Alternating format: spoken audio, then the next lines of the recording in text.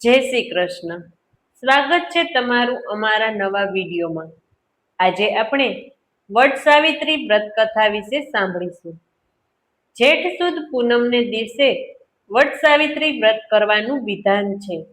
આ વ્રત જેઠ સુદ તેરસથી પૂનમ સુધી એમ 3 દિવસ કરવાનું હોય છે. આ વ્રત સ્ત્રીઓએ પોતાના પતિની આયુષ્યની વૃદ્ધિ માટે અવશ્ય કરવું જોઈએ. બંને પ્રકારના સૂતકવાળી અથવા ઋતુમતી સ્ત્રીએ આ વ્રત પોતે જ કરવું અને પૂજન કોઈ બીજા પાસે કરાવવું.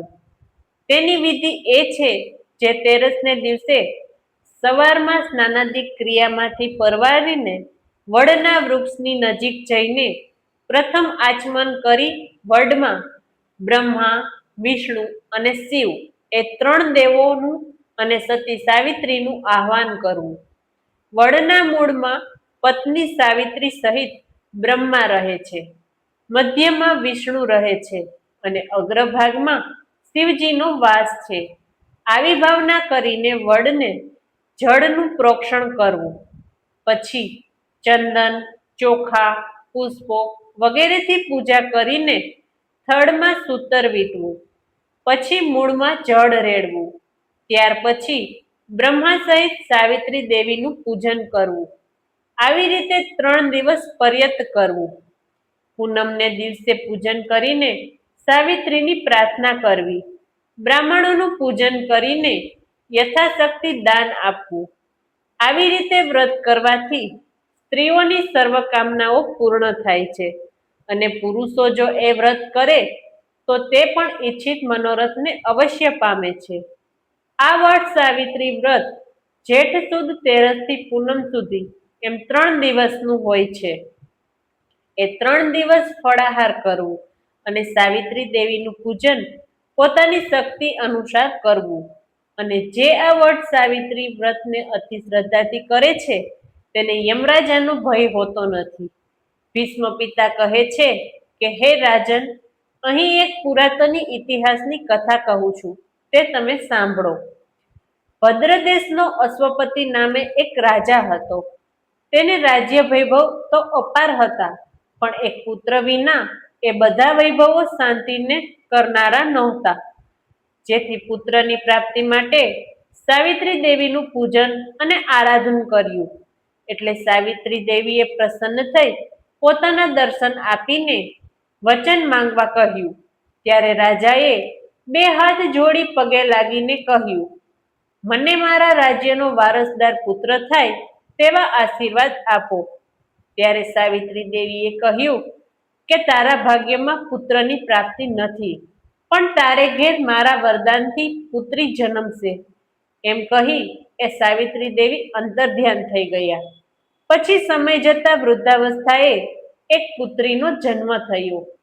ત્યારે રાજાએ સાવિત્રીના વરદાનથી પુત્રી પ્રાપ્તિ થયેલ હોવાથી તેનું નામ સાવિત્રી એવું રાખ્યું.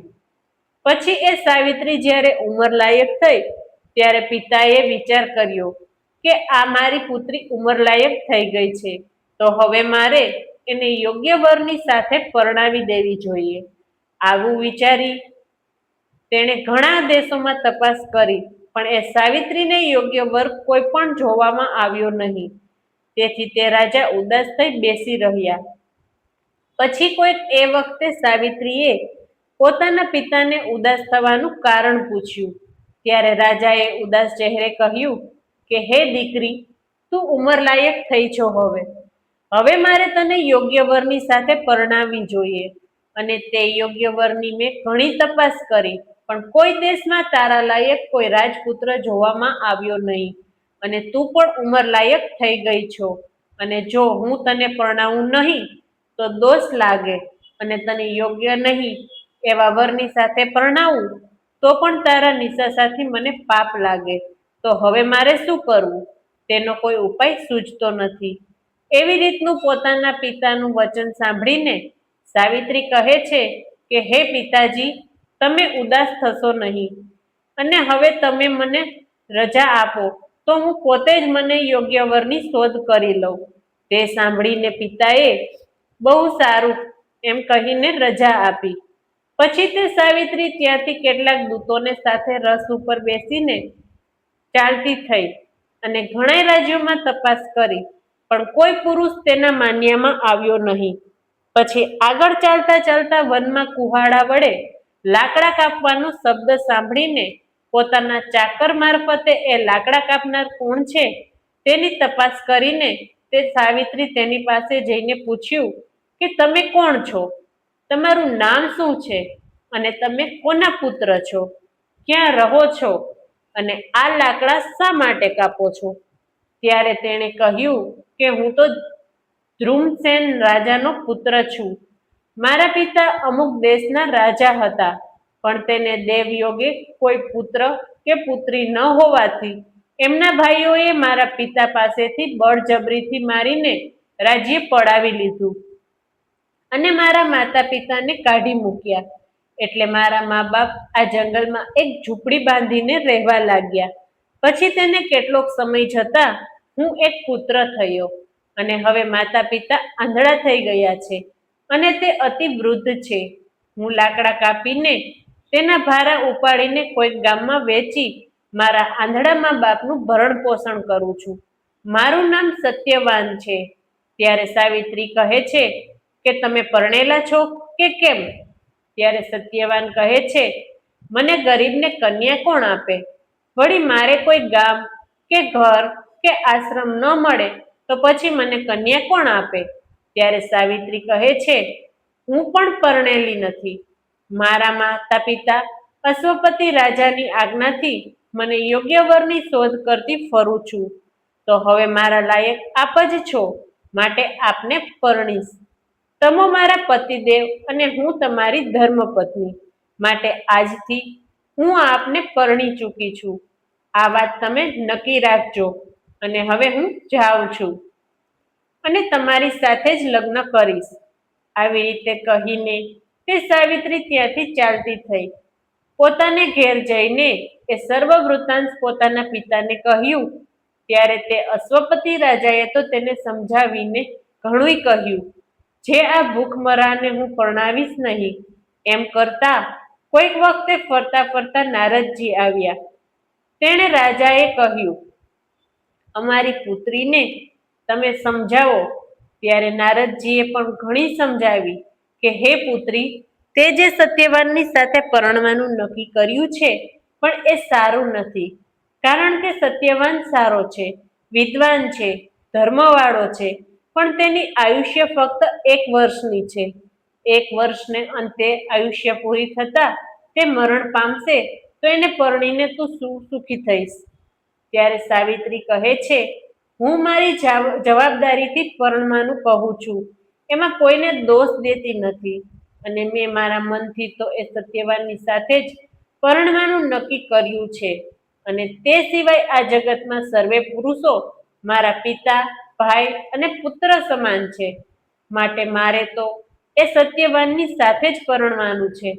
પછી તે પુત્રીના આગ્રહથી અશ્વપતિ રાજાએ પોતાની પુત્રીના લગ્ન એ સત્યવાનની સાથે કર્યા અને સાવિત્રીને વરાવી પછી તે સાવિત્રી તો વનમાં રહીને પોતાના પતિદેવ અને આંધળા સાસુ સસરાની અતિ પ્રેમથી સેવા ચાકરી કરવા લાગી. એમ કરતા 1 વર્ષ પૂર્ણ થતા સત્યવાનનું આયુષ્ય પૂરું થયું. તે દિવસે સત્યવાનને સાવિત્રી કહે છે કે હે પતિદેવ, આજે હું પણ આપની સાથે આવીશ. ત્યારે સત્યવાન કહે કે તું અહીં જ રહે અને આંધળા સાસુ સસરાની સેવા કર. તો પણ એ પતિની સાથે ગઈ. એ સત્યવાન લાકડા કાપવા માંડ્યો. તેવામાં તો એ સત્યવાનનો મૃત્યુકાળ પ્રાપ્ત થયો. ત્યારે તેને લેવા માટે અમદૂતો આવ્યા. પરંતુ એ વખતે સતી સાવિત્રી પોતાના પતિ સત્યવાનનું મસ્તક દુખતું હતું, તેથી તે એ વડના વૃક્ષ નીચે બેસીને પોતાના પતિનું મસ્તક ખોળામાં રાખીને મસ્તક ઉપર હાથ રાખીને બેઠેલી હતી. તેથી યમદૂતો સમીપે નહીં આવતા છેટે ઊભા રહીને કહેવા લાગ્યા કે હે સતી, તું તારા પતિને છોડીને દૂર થઈ જા, કારણ કે અમે તારા પતિને અંતકાળ આવેલો હોવાથી તેને લેવા માટે આવેલા છીએ. ત્યારે સાવિત્રી કહે છે કે હું મારા પતિને છોડીશ નહીં અને તમોને લેવા નહીં દઉં. તે સાંભળી યમદૂતો પાછા વળી ગયા અને ધર્મરાજાની આગળ બધી વાત કહી. ત્યારે ધર્મરાજા પોતે તેને તેડવા માટે આવ્યા અને પતિને છોડીને સાવિત્રીને દૂર થઈ જવા કહ્યું. ત્યારે પણ સાવિત્રીએ એમ જ કહ્યું કે હું મારા પતિને લેવા નહીં દઉં. ત્યારે ધર્મરાજાએ વિચાર કર્યો કે આ તો પતિવ્રતા સતી છે, તેથી જો આમને આમ સમીપે જઈશ તો કદાચ તે મને પણ બાળીને ભસ્મ કરી નાખે. એમ જાણીને દૂર ઊભા રહીને કહેવા લાગ્યા કે હે સતી, તારા પતિની આયુષ્ય પૂરી થઈ ગઈ છે, માટે તારા પતિને લેવા માટે અમે આવ્યા છીએ. માટે તારા પતિને છોડી દે અને એ તારા પતિ સિવાય બીજું કે તને ઈચ્છા હોય તે માંગી લે. ત્યારે સતી કહે કે ભલે, બહુ સારું. એમ કહી વિચાર કરી અને બોલી કે એક તો મારા સાસુ સસરા આંધળા છે, તે દેખતા થાય અને અમારું ગયેલું રાજ્ય પાછું મળે. ત્રીજું, હું વંધ્ય છું, મને કોઈ પુત્ર કે પુત્રી નથી. વળી હું પતિવ્રતા છું, પર પુરુષનો સ્પર્શ કરતી નથી. મારા માટે પતિદેવ થકી જ મને 100 પુત્રો થાય એટલા વરદાન આપી મારો મનોરથ પૂર્ણ કરો. ત્યારે ધર્મરાજાએ વિચાર કર્યો કે આ સતીએ તો મને જ બાંધી લીધો, કેમ કે જો હું એના પતિને લઈ જાઉં તો તેના વિના એને 100 પુત્રો કેમ થાય, અને મેં જ પ્રથમ તેને જે જોઈએ તે માગી લેવા કહ્યું, માટે હવે તેને જીવતદાન આપવું જોઈએ. એમ વિચારી તેને વરદાન આપીને અને એ સત્યવાનને જીવતદાન આપીને ત્યાંથી યમરાજા અંતર્ધ્યાન થઈ ગયા અને સત્યવાન સાજો થયો અને સાસુ સસરા દેખતા થયા. અને હજી સુધી લાકડા કાપવા ગયેલો સત્યવાન પાછો કેમ ન આવ્યો એમ જાણીને માતા પિતા તેને શોધતા શોધતા ત્યાં આવ્યા. સત્યવાનને પૂછતા સતીએ બધું વૃતાંત કહ્યું. તે સાંભળીને માતા પિતા અતિશય પ્રસન્ન થયા. તેવામાં તેમના ભાઈઓએ તેને બોલાવી રાજ્ય પાછું સુપરત કર્યું. જુઓ, પતિવ્રતા ધર્મનું પાલન કરનાર સતીનો કેટલો બધો પ્રભાવ છે, જે પોતાના પતિવ્રતાના પ્રભાવથી પોતાના પતિનું જીવનદાન ધર્મરાજ પાસેથી માંગી લીધું, ગયેલું રાજ્ય માંગી લીધું અને 100 પુત્રોનું વરદાન માંગી લીધું અને આંધળા સાસુ સસરાનો અંધાપો દૂર થઈ ગયો. આવો છે પતિવ્રતા સતીનો પ્રભાવ અને આવું છે એ વટ સાવિત્રી વ્રતનું મહાત્મ્ય. બોલો વિષ્ણુ ભગવાનની જય.